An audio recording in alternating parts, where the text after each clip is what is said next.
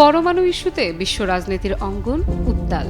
সকল সংকটের শুরু আন্তর্জাতিক আণবিক শক্তি সংস্থা বা IAEA এর এক বিস্ফোরক তথ্যকে কেন্দ্র করে। সংস্থাটি হঠাৎই দাবি করে বসে 6টি পারমাণবিক বোমা তৈরি করার সক্ষমতা অর্জন করেছে ইরান। এই তথ্য পুরো বিশ্বে তোলে তীব্র আলোড়ন। তেহরানের অন্যতম শত্রু রাষ্ট্র আমেরিকার যেন এতে ঘুম উড়ে যায় সঙ্গে সঙ্গে। কেননা এই তথ্য সত্যি হলে সবথেকে বড় মাসুল গুনতে হবে যুক্তরাষ্ট্রকে। ইরানের হাতে যদি চলে আসে পারমাণবিক বোমার শক্তি, তবে মধ্যপ্রাচ্যের অভিভাবকত্ব চিরকালের জন্য হারাতে হবে মার্কিনীদের, যা কোনোভাবেই মানতে নারাজ যুক্তরাষ্ট্র। তাই ষড়যন্ত্রের পসরা সাজিয়ে বসেছে তেহরানের বিরুদ্ধে। নিষেধাজ্ঞা, আলোচনা, প্রলোভন কিছুতেই সুবিধা করতে না পেরে শেষ অবধি দেশটির পক্ষ থেকে এসেছে বোমা হামলার হুমকি। ইরান সত্যিই পারমাণবিক বোমা তৈরি করে ফেলে কিনা এমন সংশয়ে পাগল প্রায় ট্রাম্প প্রশাসন। ট্রাম্পের ভাষ্য, যদি তেহরান তার পারমাণবিক কর্মসূচি নিয়ে একটি চুক্তিতে না আসে, তাহলে দেশটি বোমা হামলা ও দ্বিতীয় পর্যায়ের শাস্তিমূলক শুল্কের মুখোমুখি হতে পারে। অর্থাৎ স্পষ্ট যুদ্ধবার্তা। বিশ্ব মোড়ল খ্যাত এই রাষ্ট্র শুধু যুদ্ধ বার্তা পাঠিয়ে ক্ষান্ত হয়নি। ভারত মহাসাগরে ব্রিটিশ আমেরিকান নৌঘাঁটিতে B-2 মডেলের স্পিরিট বোমারু বিমান মোতায়েন করেছে। ধারণা করা হচ্ছে এখান থেকেই তেহরানের পারমাণবিক কেন্দ্রগুলোতে বিমান হামলা চালাবে মার্কিন প্রশাসন। যুক্তরাষ্ট্রের এই নৌঘাঁটিটি থেকে ইরানের দূরত্ব প্রায় ৩,৮০০ কিলোমিটার। তাহলে কি বারুদের গন্ধ খুব দূরে নয়? খুব শীঘ্রই পারমাণবিক বিধ্বংসী আক্রমণে পৃথিবীর বাতাস আক্রান্ত হবে। কি বলছে ইরান? যে ইস্যুতে এত উত্তেজনা, সেই পারমাণবিক ইস্যুতে ইরানের পক্ষ থেকে এসেছে স্পষ্ট বার্তা, যা সত্যি হলে বদলে যাবে বৈশ্বিক সব হিসেব নিকেশ। কি দর্শক, ভাবছেন তো আবার কি নতুন বার্তা?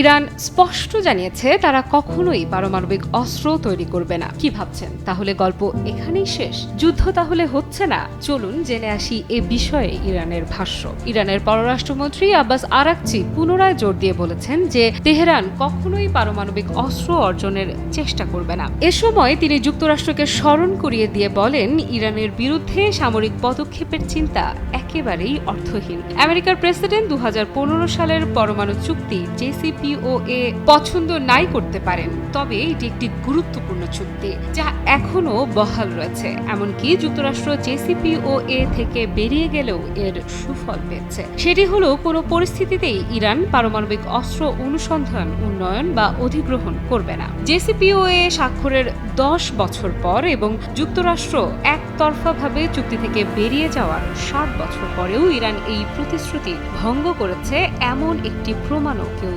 দেখাতে পারেনি। এমনকি যুক্তরাষ্ট্রের জাতীয় গোয়েন্দা সংস্থার পরিচালক তুলসী গ্যাবার্ডও এটা স্পষ্টভাবে স্বীকার করেছেন।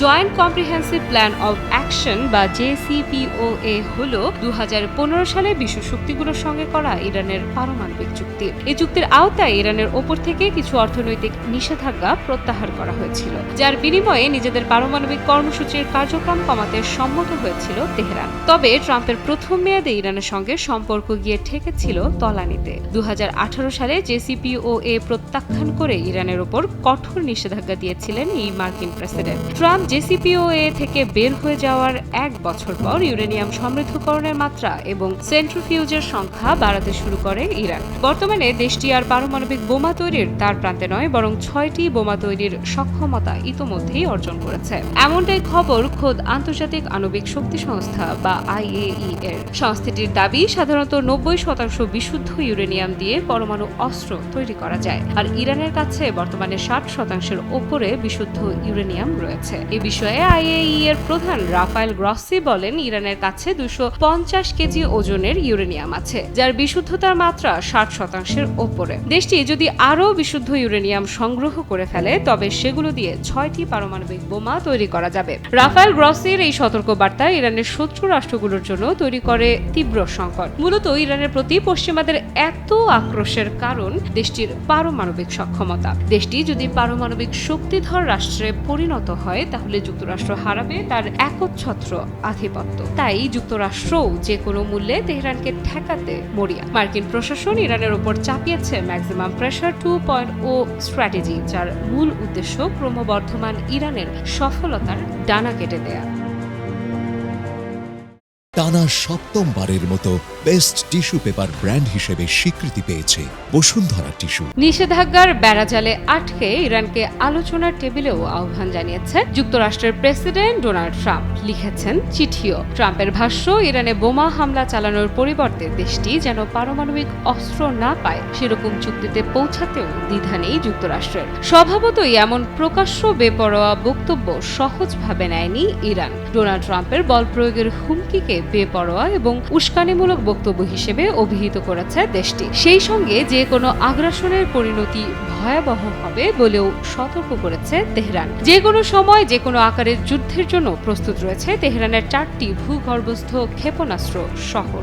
আইআরজিসি ভূগর্ভস্থ ক্ষেপণাস্ত্রগুলোতে প্রস্তুত রেখেছে মিসাইলও। ইরানের সেনাবাহিনীর chief of staff major general Mohammad বাঘেরি বলেন, শত্রুদের মোকাবেলায় আমাদের সব মিসাইল সিটিতে হামলার জন্য লঞ্চারে লোড করা হয়েছে ব্যালিস্টিক ক্ষেপণাস্ত্র। ইরানের সার্বভৌমত্বে আঘাত এলে তার উপযুক্ত জবাব পাবে শত্রুরা। মার্কিন প্রশাসন ও তার মিত্ররা যদি ইরানের বিরুদ্ধে কোনো ধরনের হামলা চালায় তাহলে এর মূল্য হবে মারাত্মক।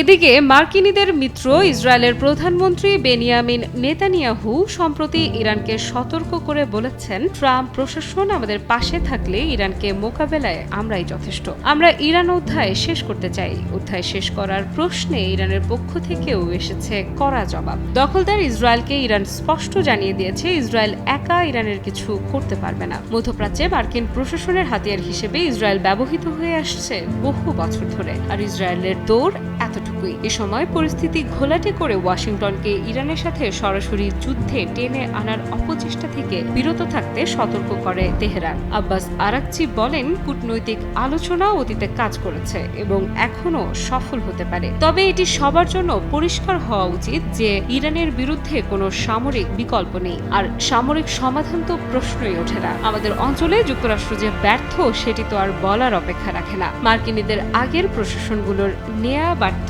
নীতিগুলো যা $7 ট্রিলিয়ন বেশি খরচ করেছে তা যথেষ্ট প্রমাণ বহন করে। তাই ইরানের বিরুদ্ধে অস্ত্র তোলার আগে শতবার ভাবুন। আফরিদা ইফরাত, নিউজ 24।